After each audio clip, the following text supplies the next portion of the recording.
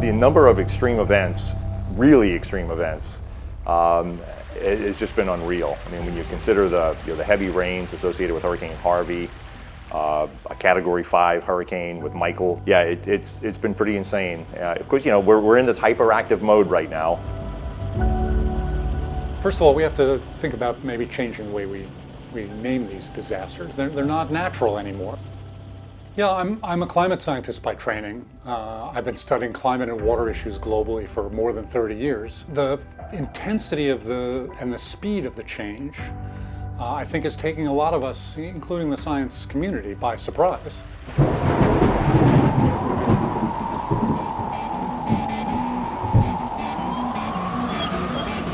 Now, something else you can count on with severe hurricanes, other than wind and flooding, is the Cajun Navy. Who are they? Well, they're the people that are going to be there to help after a storm strikes. The group first made headlines after their response in New Orleans after Hurricane Katrina. In the last 3 years, I have personally spent 19 months deployed on the ground helping in communities, and that's across 15 different disasters.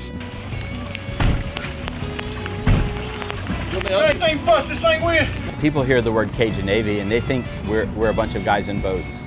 And certainly when the organization was founded in 2016, the boats were needed because the authorities were overwhelmed with the amount of rescues that needed to be performed. So citizens with boats got in and started helping. But when the water went down, there's no system in place to clean out 100,000 homes. So the same idea of getting citizens to step up and help to clean up those homes after the flooding went down really helped to drive the idea of, can we keep doing this for future disasters?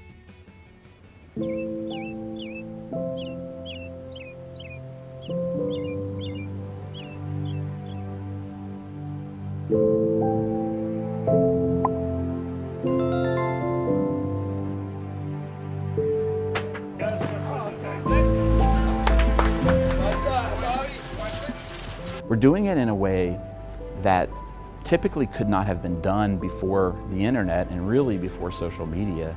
We crowdsource it. We can bring in a lot of hands to help and do it at no cost to ourselves.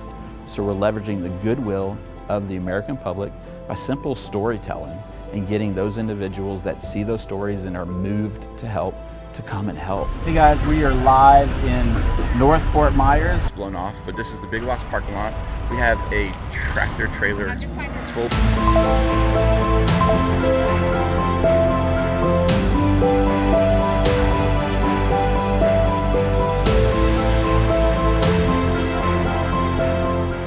And by doing that, for Hurricane Ian, we had over 2,600 volunteers come into our safe camp in 12 days. They brought $10 million worth of goods that we put into trunks and cars. We didn't put it in a warehouse, we put it into a house. And we did it in 12 days. That's incredible. I don't think that's ever been done that quickly. Didn't cost us a dime to do that. Today we delivered 1,200 gallons to the community members here to help out with hurricane relief. Everyone was happy. It was a success. That's the incredible part. We're leveraging the goodwill of people using social media and just storytelling. We felt relief, you know. Sometimes the hardest thing is to ask for help.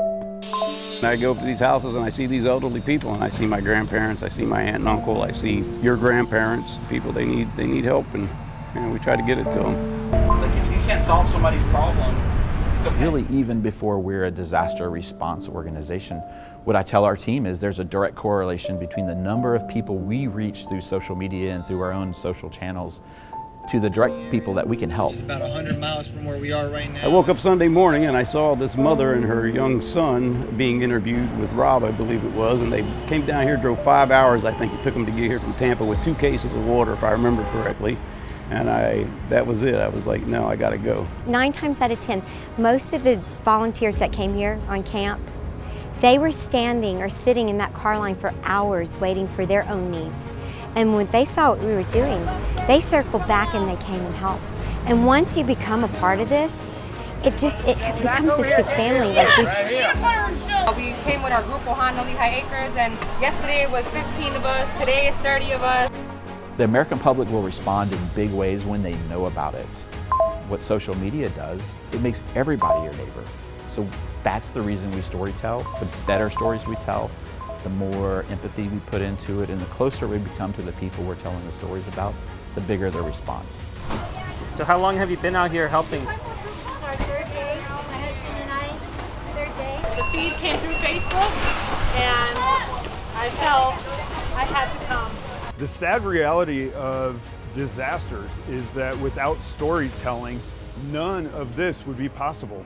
We have to go out and we have to find the people that have been affected by the storm, people that want to tell their stories, and we have to broadcast that out to the world. A red flag has just appeared every single disaster, and it's our elderly. It's truly a U.S. humanitarian crisis. Our organization is bringing swift intervention to help those individuals beginning on day one. Rob came over, and I didn't know who he was, and he said, gee, what's going on? I said, just lugging this brush out. And he said, well, that's not right. He said, we got to fix this. So we got on the phone right away and called somebody and said, we need a crew up here right away. Where we're going to stay a long time. We're going to embed in the most impacted community and bring value to the citizens that live there and help them provide supplemental services to them. They need us to look them in the eye, to put our arms around them and say, you're going to be okay. And we're here, and if I can't do this for you today, let me find somebody who can. This is the American spirit, people coming together. We're not waiting for this group, we're not waiting for the okay from these people. We have the ability to help people. We need citizens to get involved and come and let's innovate in it and let's find ways to bring value to the ecosystem. And to help people right now who are going through arguably the worst time in their life, so we're going to do it. We have that ability, let's do it right now. And our goal is to change how disasters are responded to so that we're more of a bottom-fed approach where we have a lot of people on the ground serving the citizens that are impacted. And I think the Cajun Navy is onto something here. They really do that. They cut through a lot of that red tape. You want to volunteer, come out today. So I think weather is changing, weather's causing more natural disasters. I think the American mindset should change, and along with it, it's very much like wartime where the American public should get together and help our neighbors.